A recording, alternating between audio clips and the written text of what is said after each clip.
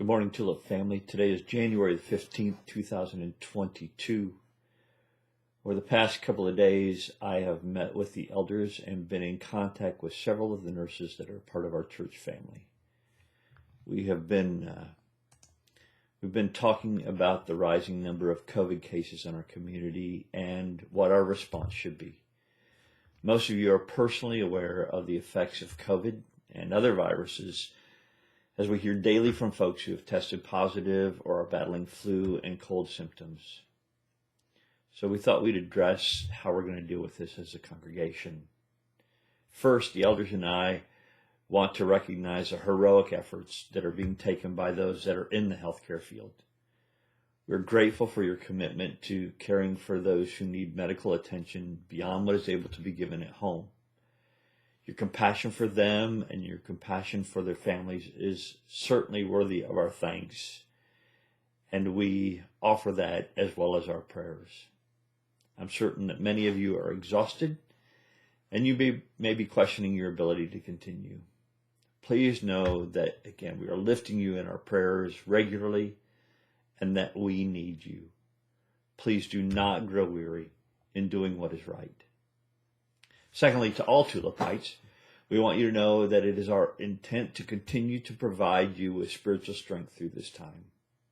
The leaders at Tulip want to encourage you to continue to exercise both caution and responsibility when you're gathering in any manner, whether at church or other community settings. When it comes to our worship times, I feel you have done a stellar job of self-determining whether to attend or not. But as time passes, we all have a natural tendency to let our guard down when it comes to our decisions. I really don't feel that bad, I'm certain that I'm okay. We let our guard down. This is not the time to be nonchalant about your own health or the health of others.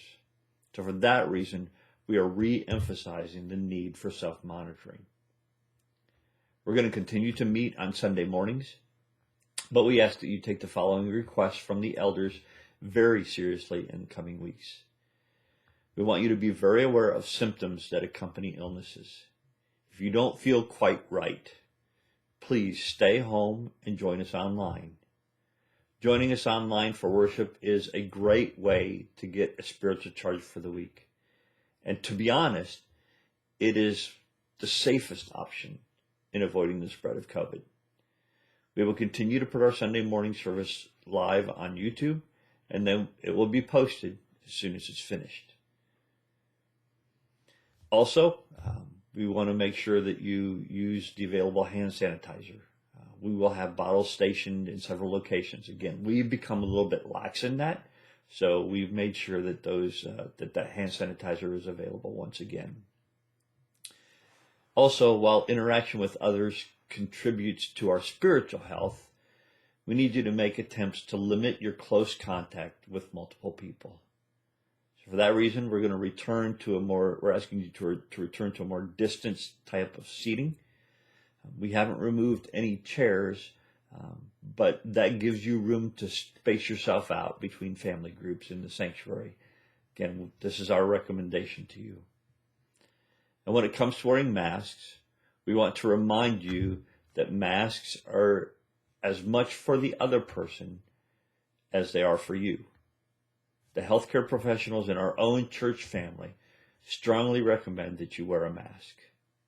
Being without a mask emphasizes the importance of the other requests that we're making, as without a mask, distance then becomes the biggest defense against spreading any virus that you may unknowingly have. In all of this, we're strongly encouraging you to consider others before yourselves. You may not think twice about sitting close to another family, but how does that family feel about it? You may offer to shake the hand of someone who isn't comfortable right now with shaking hands, and so it feels awkward if they refuse. Or you may not feel that a mask is needed for a conversation, but the other party may feel very different. It is not our intent to put a damper on our gathering, but in times like this, we need to be very aware of the way that our actions impact those around us, even our brothers and sisters within the church family. One last request. I ask that you would continue to check in on those that are ill and those that are in need. You've done a phenomenal job of this, and I am so grateful. One of the groups that has suffered the most are those who cannot get out for whatever reason. So again, call them, check on them, see how they're doing, find out if they need anything. What service can you provide for them in their need? One of the services that I can provide is in-home communion. If you know someone who would like this, who would desire this, who hasn't had a chance to be with us and would like to have that communion in person, you can call me, 812-381-4176, and we can set up a time to share the Lord's Supper together. Tulip, thank you. Thank you for understanding as well as your patience as we strive to serve you spiritually to the best of our ability. May God continue to bless you.